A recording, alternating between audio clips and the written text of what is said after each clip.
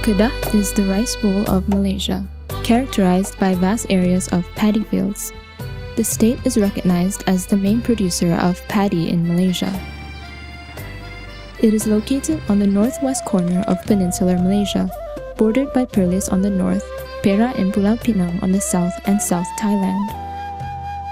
It is believed that Kedah is the oldest civilization of Southeast Asia, as evidenced by the archaeological findings in Bujang Valley, which revealed the ruling of Hindu-Buddhist kingdoms dated as early as 110 AD. Kedah was located on the trading route called the Maritime Silk Route, which connects traders from East Asia to South Asia and West Asia. Hence, Kedah port became one of the notable entrepôts for traders to stop by. Amongst the traders were Muslim traders from Arab and Persia. The Muslim traders were also missionaries who propagated Islam in the places they visited. One of the most significant events that marked the embracement of Islam was the Islamization of Maharaja Derbar Raja in 1137. He changed his name to Sultan Muzaffar Shah I and established the first Kedah Sultanate, marking the start of an Islamic sovereign in Kedah, the first being in Kota Bukit Meriam. Rivers and creeks were crucial for paddy planting in Kedah. Thus, the Sultan commanded his people to build a channel that connects Taja River with Anak Bukit River.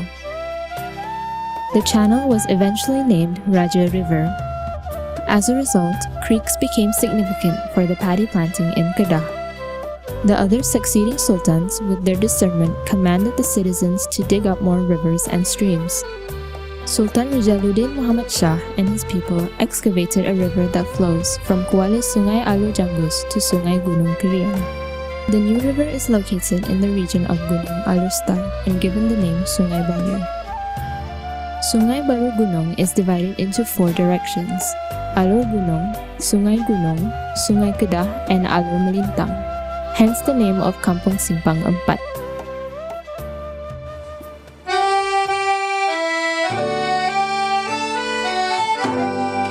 Kampung Simpang Empat, or also known as Kampung Sungai Baru Gunong, is a village that is believed to exist since the 17th century. It is located along Sungai Baru Gunong and at the south side of Gunong Kriang.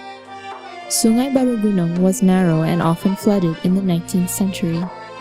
The village chief at the time, Penghulu Arifin, and his father, Penghulu Juso, enlarged the river in order to mitigate the problem. Eventually, the river became the main source of water and a mode of transportation for the villagers to travel to other parts of Alur Star during the time. Sungai itu dulu segala-galanya lah, bagai pengangkutan, orang kahwin pun nak buat tu mana ada jalan, mana ada kereta. Minum air situ mana ada yang baik tu kan. Yang melaju deras. Jadi masa kecil tu memang jalan raya depan. Jalan raya, orang jual barang, jual barang runcit, jual ikan, jual pada sungai lah. The land in Kampung Simpang Empat is divided into 2 between the 2 brothers, Tok Haji Mat Yasin and Tok Haji Mat Tahar. Yasin dengan apa, yang Tahar ni ada 2 adik. Dia bagi 2. Tanah yang sebelah matahari jatuh, dia bagi pada Yasin. Matahari naik ke sana, dia bagi pada Matahar. Dan juga combine dengan Mak Iti sini. Mak Iti ada sikit sini dengan Matahar.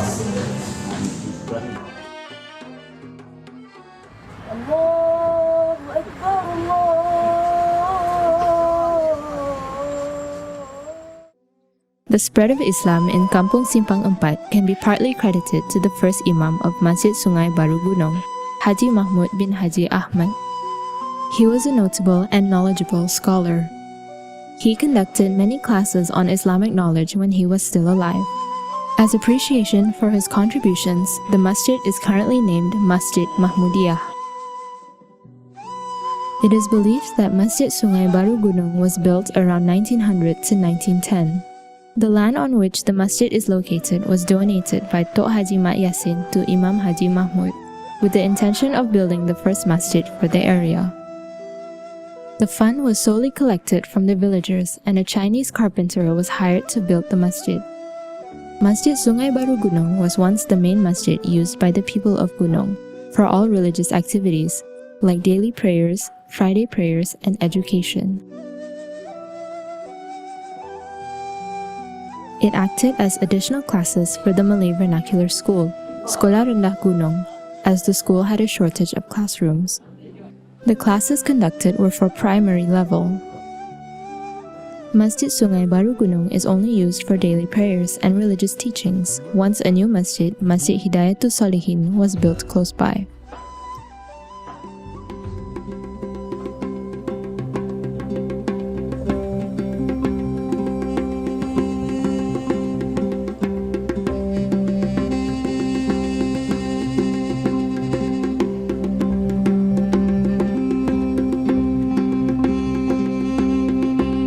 The construction of Masjid Sungai Baru Gunong was influenced by Malay vernacular architecture, as the early masjid in the northern area of Tanah Melayu and southern Thailand adapted the form of vernacular designs.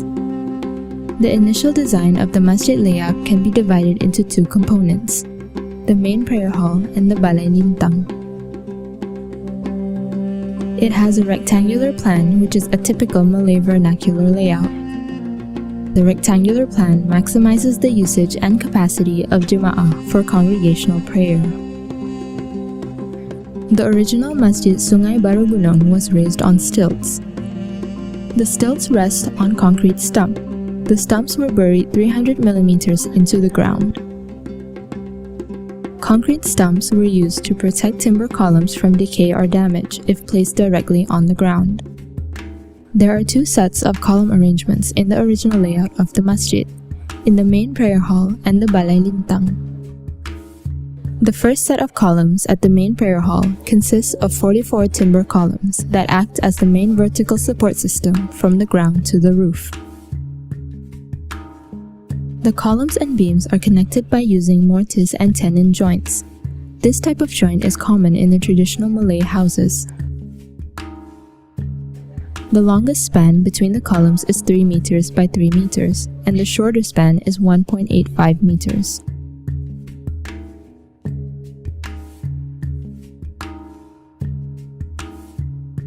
The beams in Masjid Sungai Baru Gunong during 1920 were continuous and distributed along the length of the masjid.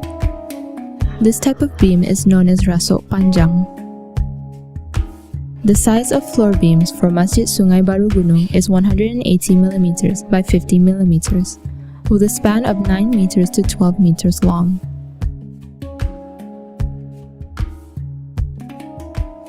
The second group of the column layout consists of 6 timber columns which support the roof of the Balai Lintang.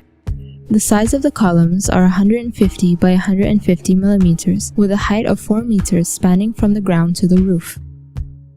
The arrangement is a continuation from the first column layout and applies the same joint method.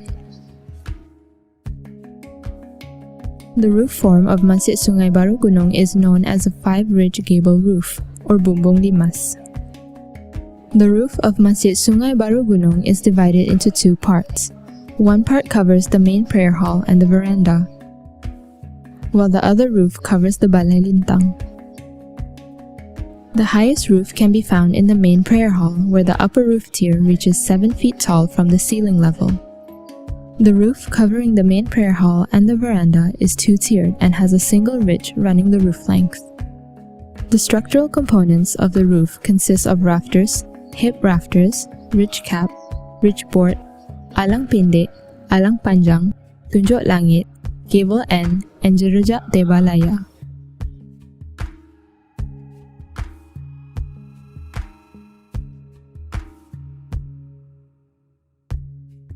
The material used for the wall panels and framing at Masjid Sungai Baru Gunong is timber. The wall surrounding the main prayer hall is entirely made up of the same type of timber used for the columns, which is known as cengal mas.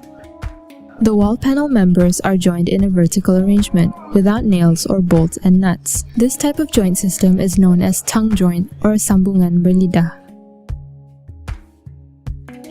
The pillars mark the entrance of Masjid Sungai Baru Gunong. It was built in 1920 and is one of the oldest architectural features of the masjid that remains until now. The pillars are embellished with cosmos and floral motif. The crescent moon resting on top of the pillars represents Islam, while the five-pointed star motif symbolizes the five pillars of Islam. Lotus motif is selected due to the auspicious flower form and its sacredness. The minarets of Masjid Sungai Baru Gunong was built in the year 1920 with the effort of the local people. The two minarets are symmetrically located, each on the side of the masjid. Muazzin called Muslims for prayer loudly with his own voice. Now, speakers were equipped on each tower. The roof of the minarets is a bell shape, adorned with a white painted fascia board. Papan Chante, or fascia board, is an ornamentation worth noting for Masjid Sungai Baru Gunong. The fascia board of Masjid Sungai Baru Gunong was made of cement fiberboard and carved using larit method with tebut tembus technique. Lotus motif is widely used in this ornamentation. The mihrab, which is located at the front of the main prayer hall, indicates the direction of Qiblah. It is where the Imam stands to lead prayers. Masjid Sungai Baru Gunong is located at the central axis of the main prayer hall. The jerijak found on the openings at the mihrab area shows carvings with pucuk rebung motif. This pucuk rebung motif exhibits imagery of bamboo plants. The upward pattern leading to the sky expresses the relationship with God, and the pattern that leads downward expresses the relationship with the nature. Repetition of the motifs mean that the eternal life has no beginning and end. The technique tebut tembus was used to carve the jerijak. The wooden panel at the bottom of the old mimbar is carved with floral motifs in the pattern of awan larat. Besides that, Tuluth calligraphy carving can also be found written on the mihrab, with the sentence Allah Jalla Jalalahu, meaning God Almighty. Meanwhile, the new mimbar has carvings of akachino motif, with the pattern of awan larat. It resembles the creeping roots of Chinese carvings. It symbolizes that a challenging life with persistent endeavor would fulfill the necessities of life. Openings such as windows and doors with timber louvers are located at every wall. The louvers aid the passive cooling system of the main prayer hall. Incorporation of openings at every outer wall allows cross ventilation. In addition, the windows of the main prayer hall are large with operable double-leaf panels that allows the natural light to enter the space. Previously, the natural lighting of the masjid is determined by white and green colored glass panels on the top of doors and windows, which allow the daylight to penetrate to the main prayer hall. It enhances the feeling of openness and humble in performing prayers. While the louvers and lattice allow cross-ventilation inside the masjid. The Balai Lintang of Masjid Sungai Baru Gunong had a rectangular plan layout similar to the main prayer hall. It is constructed on an open platform raised on posts and covered with a roof.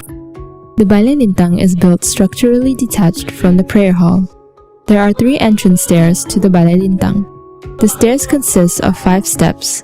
Meanwhile, there are 2 stairs from the Balai Lintang to the main prayer hall. The stairs consist of 7 steps. The odd number of steps is specifically designed to lead people who tread the first step with the right foot will end their stride with the right foot as well. Sungai Baru Gunong was the main source of water for the people of Kampung Simpang 4 in the past. Initially, ablution was done at the river. However, after the addition of rainwater harvesting, ablution was done mostly at the kolah. The kolah at the time was connected to the rainwater harvesting system placed on the roof.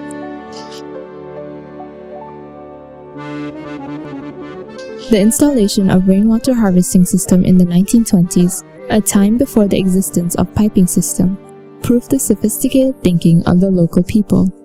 Rainwater collected from the system fills the ablution pool. It was used as secondary source of water. The roof was designed with the slope inwards and is directed to the kolah or ablution pool. The edge of the channel is decorated with fascia board. The rainwater collected can last up to 2 months, was stopped in the 1960s due to several complications. The concrete stump footings were removed and changed to different stump footings when the masjid was raised in the 1930s due to the flooding that often occurred in Kampung Simpang 4. The change was done to safeguard the columns from rotting. The current concrete stumps are taller with a height of 900 millimeters from the ground floor, cylindrical with mosaic finishing. The Balai Lintang was demolished after several modifications were made to the mosque in the past few years. The function of the Balai Lintang, which is a place to gather, has now been replaced to a multi-purpose area on the inner space of the mosque. The current Masjid Sungai Baru Gunong includes extension areas such as the front foyer, porch, and multi-purpose area, as well as the current ground floor area. The arrangement of the column is similar to the original layout of the masjid during the 1920s. The joint system changed from wooden dowels into bolt and nuts subsequent to the repairs. Steel trusses are also used following the extension of the front foyer and multi-purpose area. The construction of the masjid began within 1900 to 1910, led by Haji Mahmud bin Ahmad. During the initial establishment, the masjid has only two main areas, which are the main prayer hall and the Balai Lintang. The ablution was done with the water flowing from the river. The installation of rainwater harvesting system. Aside from the kolah, addition of the minarets, the two entrance pools, the steel gate, and the wire fences were made. During the 1930s, the existing floor was lifted. Then in 1940s, a ground floor was added to accommodate the students of Sekolah Rendah Gunong. At this period, the original stumps were replaced with new stumps, and the plastered half-brick wall on the ground floor was erected.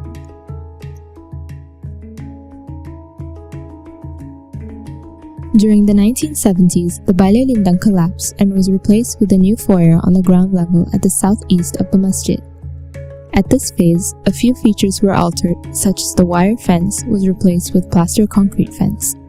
New additions include construction of new stairs and installation of glass panels for the windows at the ground floor level, and louvered glass at the space between the two-tiered roof.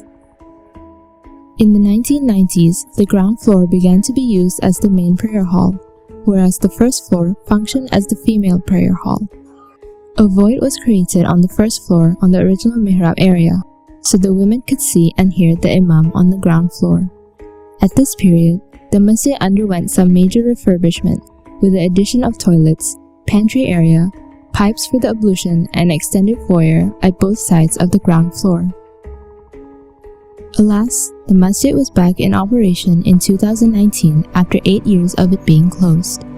The masjid now has addition of roof on all of its sides.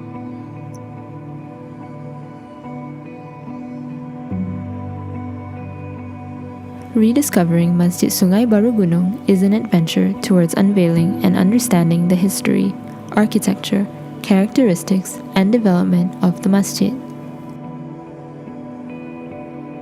As the veracity and tales unfold, there is no doubt that the masjid has carved its name and position in the history, especially in the region of Al-Rusda.